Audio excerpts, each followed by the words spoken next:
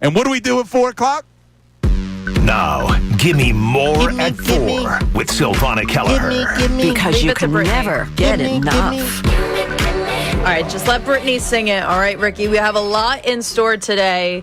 Quite a few things. It is very Philly focused for the first two stories because there's a really cool story about Kyle Schwarber that I'm going to get into after this.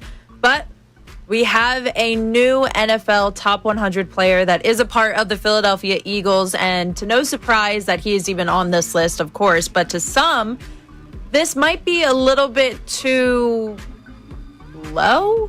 People wanted him to be ranked a little bit higher, but I am talking about Lane Johnson. He came down as ranked number 23 on the NFL's top 100 list. Right now, I'm going to play a little bit of a clip. They released these videos, and this was some players in the NFL talking about Lane Johnson. Pretty cool. You went up against a few good tackles this year. Who do you think was the best tackle you went against? I'll give it to Lane Johnson. Lane had another great year. As always, he's so consistent. Lane's been playing for a very long time, still at a very high level. He's just been, phenomenal in his whole career. Just been kind of the standard for that tackle position. Even later on in this video, Micah Parsons comes on and talks about just how strong and how underrated Lane Johnson is. And Micah Parsons, he knows he has to go up against him twice a year at least. And he's not very successful against Lane Johnson. But now I have to beg the question, do you think that this is fair based off where he is ranked? And then I'm going to have another question. 23 is high for a lineman? Yes, for a lineman. I know, it's incredible. I think it's pretty, I think it's very, I think that tells you that he's the best lineman in the National Football League. Absolutely. It's also 18 spots higher than he was last year. I want you to think about this. What's the first thing you think of in the NFL? You think about the quarterback, the running back, and then wide receivers. Offense, yeah. Offense rules all, and it's the players that are going to score touchdowns that people will come to first. Yeah, I don't have tackle. I don't have any complaints with Lane Johnson being the 23rd best player. In all of the NFL, that's pretty damn good. Yeah, that's pretty damn good. Good for him. It is. This is incredibly impressive. The Eagles' record without Lane Johnson is not great, and the Eagles' record with Lane Johnson is incredibly impressive. What number do people think he should be? I don't know. I think people forget also that there are a bunch of other players that they don't watch in the league, and also the fact that this is a right tackle. Wait, did you see people complaining about it? Yes, I did. I saw some people saying on Twitter, obviously on Mutual, saying that, he's obviously the best in the game, deserved to be a little bit higher than 23. I think that this is incredibly fair, thinking about the position and also its impact in the game. You were talking about the record with and without him. I'm looking at it now. So incredible. With Lane Johnson, 102, 55-1. That's a winning percentage of 649. Without him, 15-23, a winning percentage of 395. They don't win without him. I understand that. I get it. But, look how many teams there are in the NFL. How do you expect them to be higher? I would think that was a small vocal minority. I got to tell you, the ones who are saying it are probably I actually think that's extremely high. Those are the ones that stick out, of course. Is that not extremely high? I think so. He's top 25 in the entire NFL's right tackle. Was Myles Garrett on that list? Not yet. They haven't announced. They haven't announced the top 20 yet, so he should be in. Myles Garrett will probably be top 20. Now that leads me exactly into my next question. We're getting a little bit closer. Jalen Hurts has not come out yet. Where do you think he's going to fall, if he falls at least? I think he should be in the top 20. I would say 15. Yeah, I'm going with the exact number. I would say it has to be top 15. I would say 15 because here's the other reason why. This is voted on by the players. It's not voted on by anybody else. He's basically 8 in quarterbacks, right? Or 6th in quarterbacks. I might be around 12.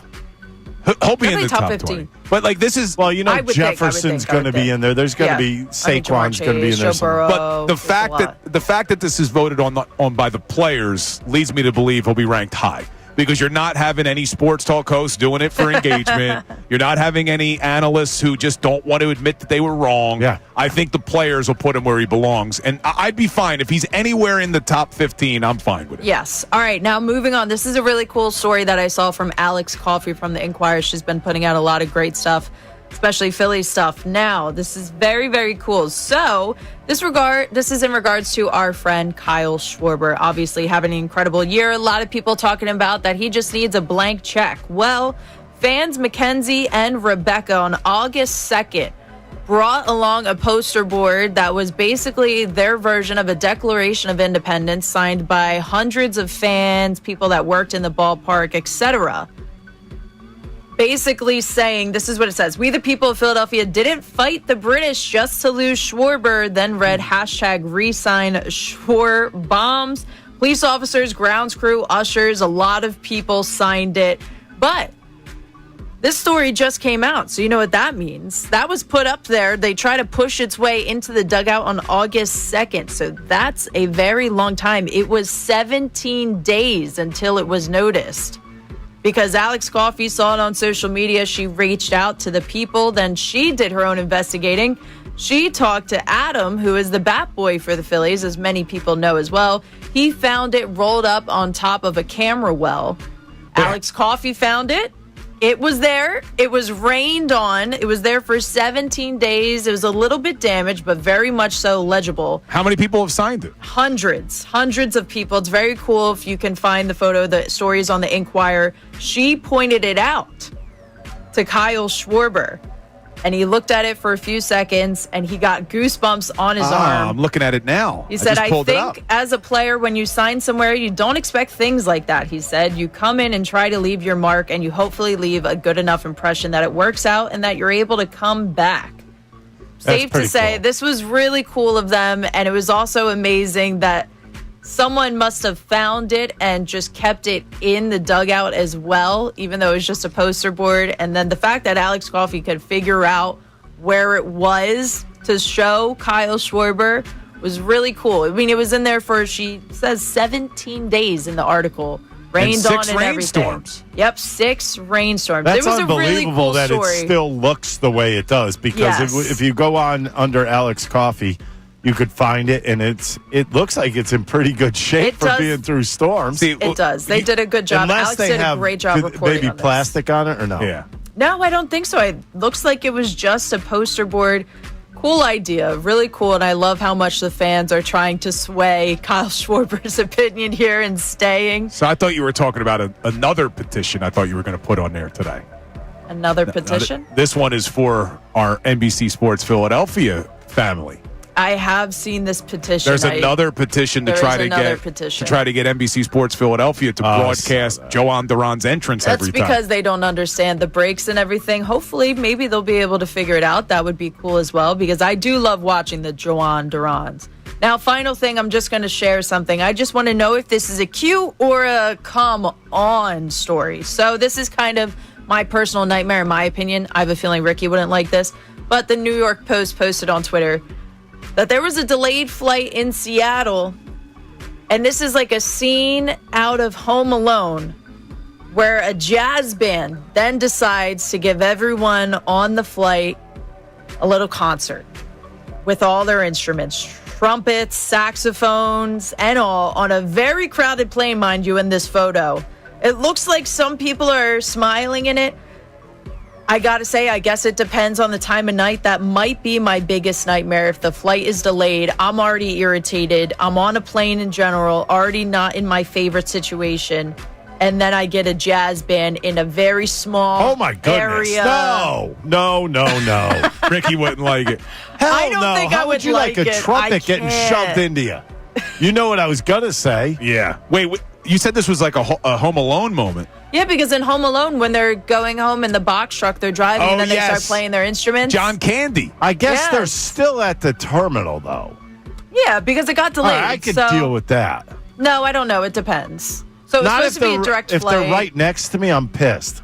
I mean, yeah, if they're right next to me, I'm a little bit annoyed, too. Would you want, seriously, think about this. Loud instruments right in your ear.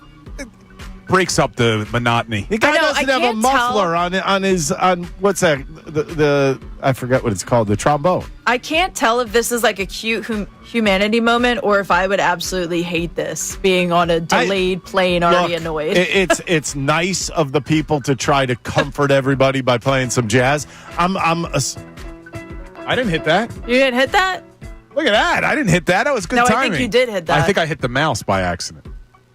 Wait, do you know how to play any instruments, Ricky Bell? Absolutely not. You know how to play triangle. The triangle. I tried to learn the piano. My wife's an excellent piano player. I can play the piano a little. Nah, that means think you I can't can play. anything. Well, I mean, Do you use one hand or two? two. Maybe you can. Yeah, my wife's a pretty good piano player. I didn't have I wouldn't that. say I could play it well. I didn't just have could that play it a skill. little. I don't have a musical brain. My nephew, who Like is I only go, 2, dun, dun, dun, dun, can play the dun, guitar. dun, dun. He likes to play the guitar. Yeah, I could play at a Flyers game. Yeah, I wish I could play an instrument. Well, good stuff, Sylvana. Good stuff as always. We do Give Me More at 4 every day at 4 o'clock. Coming up at 4:40, we'll have another opportunity for you to win a Wild Fork $50 gift card. But coming up next, we always get people telling us, you don't talk about hockey enough. And I've told you before, I love the Flyers, all right? I was a season ticket holder to the Flyers. I'm one of the biggest Flyers. What's up, everybody? It's Bill Colarulo from Unfiltered with Ricky Bo and Bill Colarulo. Thanks for watching. Make sure you're subscribed to our YouTube channel because we post a ton of content. It's not just what you hear on air. We're posting content all day long. We do some things before the show, after the show, even stuff during the show. So subscribe, like, do whatever you got to do. We got all this content coming to you every single day.